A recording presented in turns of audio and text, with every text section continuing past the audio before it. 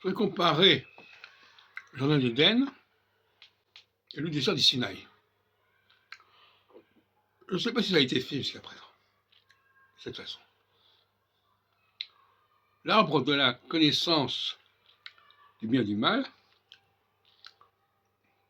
est à rapprocher des 10 commandements, qui sont présentés généralement comme un arbre, en fait, avec 5 branches doubles. Et c'est intéressant de voir que dans le jardin d'Éden, on leur interdit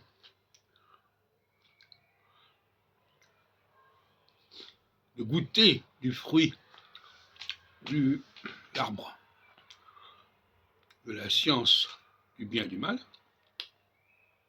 et que dans le désert du Sinaï, en revanche, Dieu révèle à Moïse, qui va le révéler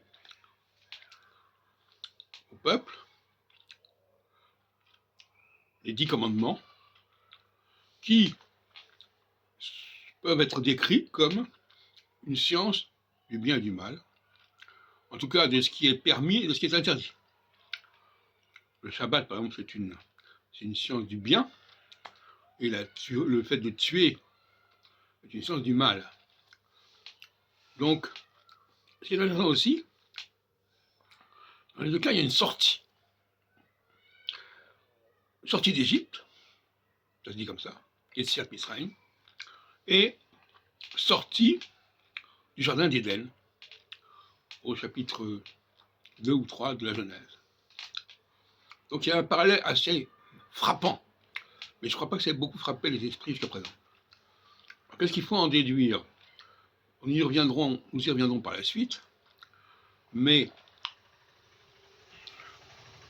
que dans le désert, les Hébreux aient eu droit à l'arbre de la science du bien et du mal, et que dans le jardin, dans le verger, le Pardès, eh bien, on l'aurait interdit. Ça mérite réflexion.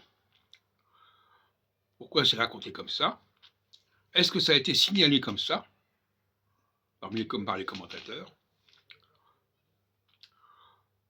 Moïse donne, par l'intermédiaire de...